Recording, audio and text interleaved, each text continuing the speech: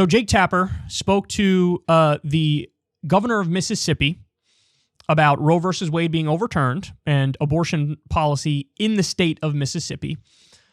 It's a pretty, they're going at it a little bit here in this back and forth, but we're going to break it down when we come back. Also, take note of how the governor of Mississippi looks exactly like fat Ryan Grimm. Watch. So the snapback law that was passed in 2007 has no exception for incest. So assuming that the Supreme Court overturns Roe v. Wade, the state of Mississippi will force girls and women who are the victims of incest to carry those childs to term. Can you explain why that is going to be your law? Well, that's going to be the law because in 2007, the Mississippi legislature passed it. I will tell you, Jake, and this sort of speaks to how far the Democrats in Washington have come on this issue. But in 2007, when the trigger law was put in place, we had a Democrat Speaker of the House, and we had a Democrat Chairman of the Public Health Committee in the Mississippi House of Representatives. But why are you going to particular piece of legislation? Why is it acceptable in your state to force girls who are victims of incest to carry those children to term? Well, as you know, Jake, over 92% of all abortions in America are elective procedures. When you look at the number of those that actually are involved in incest, it's less than 1%. And if we need to have that conversation in the future about potential exceptions in the trigger law, we can certainly do that. But the reality is that, again, that affects less than 1% of all abortions in America on an annual basis. Okay, but that is going to be the law of Mississippi. Let me ask you, what about a fetus that has serious or fatal abnormalities that will not allow that fetus to live outside the womb? Is the state of Mississippi going to force those girls and women who have this tragedy inside them to carry the child to term? Are you going to force them to do that? Well, Jake, I'll tell you, I think that these questions illustrate exactly what we've been talking about, and that is you're dealing in examples that are rare and are a very small percentage of the overall abortions. And the reason for that is because when you talk to Americans, regardless of what the polling says with respect to overturning Roe v. Wade, the vast majority of Americans recognize that the abortion laws in America right now, that is what are extreme. America's abortion laws are extreme relative to the rest of the Western world. Yeah. You know that even if the court did not overturn Roe, Jake, even if the court did not overturn Roe, even if they just decided to uphold Mississippi's 15-week ban, that 39 out of 42 countries in Europe would still have more restrictive abortion laws. Yeah. The vast majority of Americans support restrictions that are reasonable on abortions, and the overturning of Roe is simply going to return those decision-making processes to the states, back to the individual legislatures in all 50 states. And I'm asking you about the law in your state and the exceptions that the law does not offer to Mississippi women and girls who are victims of incest, who have fetuses that have fatal or very serious abnormalities, which is not really all that rare, to be honest. I mean, I know plenty of women that has happened to, and they had to they wanted to have a healthy child, but they weren't able to, and your law would force them to carry the child to term. I want to ask you a philosophical question here, because I know you have said you believe that life begins at conception. Just to be clear, does that mean the moment of fertilization or the moment of implantation?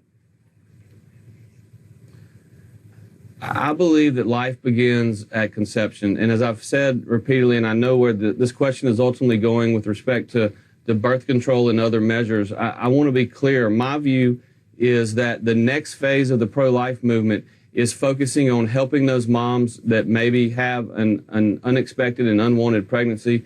The next phase of the pro-life movement is making sure that those babies, once born, have a productive life. No, it's not. That is not the next phase of the pro-life movement. This is something, there was an article in the Washington Post from Jeff Stein talking about this, where there are some Republicans who are pro-life, and then now, since they're winning on their biggest thing, they're pivoting the conversation like, yeah, but so, okay, if we're going to force the women to have the babies, then we should have more child care programs and maybe extend the child tax credit and make sure we have some pro-family policies in place like paid family leave and paid maternity leave and things of that nature. That is all virtue signaling. There will not be enough Republicans to get something like that passed. I guarantee you. There will be no movement among Republicans toward pay family leave. There's like a handful of them that support it right now. There will be no support for the extended child tax credit. This idea, I mean, George Carlin, said it best. I'm going to paraphrase here, but he said something along the lines of they're pro-life for a fetus, but as soon as it's born, they're like, screw you. Something along those lines. And it's true. No pro-family policies, no pro-economic support for babies or young kids.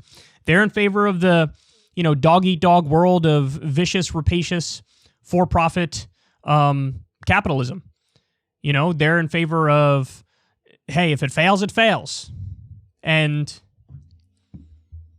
there is a contradiction there, right? Like, I'm pro-life, and pro-family, but then when it comes to help that life of that baby and a family, no, I'm not in favor of that at all. Also, I'm pro-life, but I'm pro-death penalty. What? I don't understand that. I'm pro-life, but I'm pro-every war. Well, I don't understand that. I don't understand that. And there's nothing to understand. It's rank hypocrisy and inconsistency. So now let's talk about the laws that they're discussing here. So Mississippi is one of either 13 or 16 states. I say 13 or 16 because two articles made two separate claims that I've read that have these trigger laws or these snapback laws, which basically means that as soon as the Supreme Court overturns Roe versus Wade, from second number one, abortion is illegal in all of those states, fully illegal.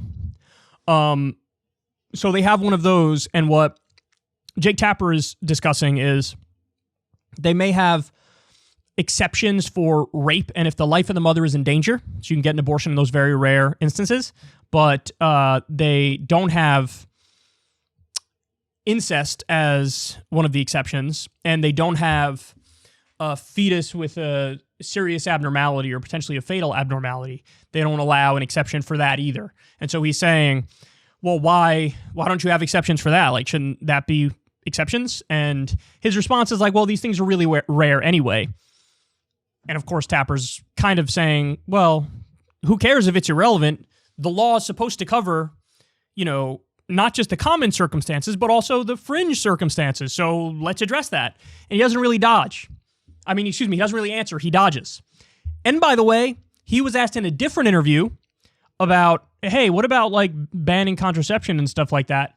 And he dodges that too. So in other words, the door's open for that as well. There's an Arizona candidate, Republican, who wants to ban contraception. Marsha Blackburn proposed a bill that only allows contraception to be used by married people. So that is what's coming next. The next phase of the pro-life movement is not like, well, how do we help these families and these babies? The next phase of the pro-life movement is, let's get a total national abortion ban.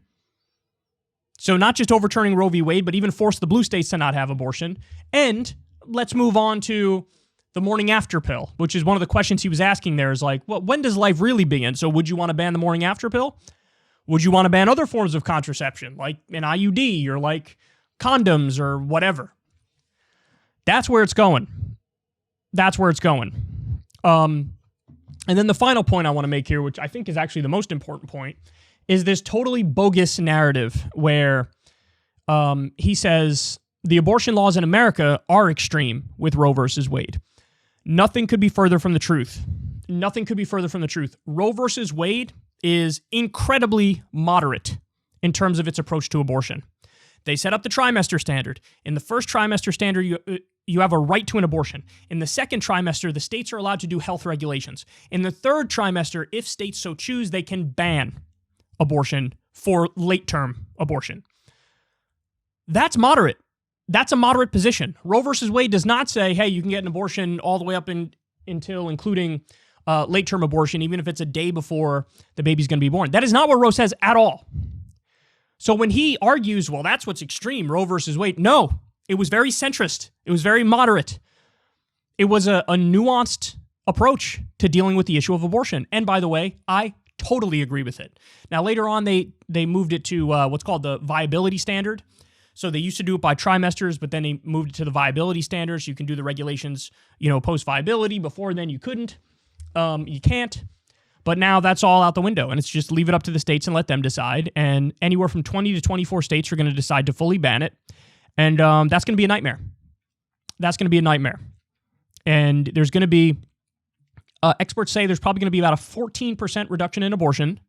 But there's also going to be abortions in those places that get pushed undergrounds and bring back the coat hangers and make the life of the mother more in danger.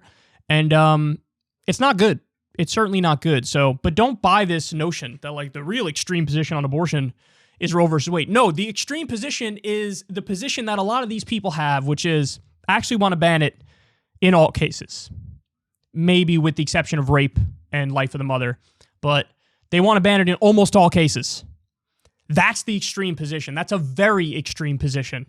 And it is absolutely, in most circumstances, informed by a fundamentalist religious view, even though the Bible doesn't say that abortion is bad and wrong. In fact, there is abortion in the Bible. They even prescribe abortion in the Bible if your wife cheats on you. But it stems from that. They all think they're carrying out God's will. And so in some ways, it's sort of like a theocratic approach to dealing with this. This is where we're heading, and it ain't pretty. Ever since Adpocalypse, when YouTube defunded all independent news and politics overnight, we haven't trusted them. We know they can pull the rug out from underneath us at any time. If you enjoy this content, please consider tipping $1 or $2 per month on the Secular Talk Patreon. Link in the video description box below. Thanks for your support.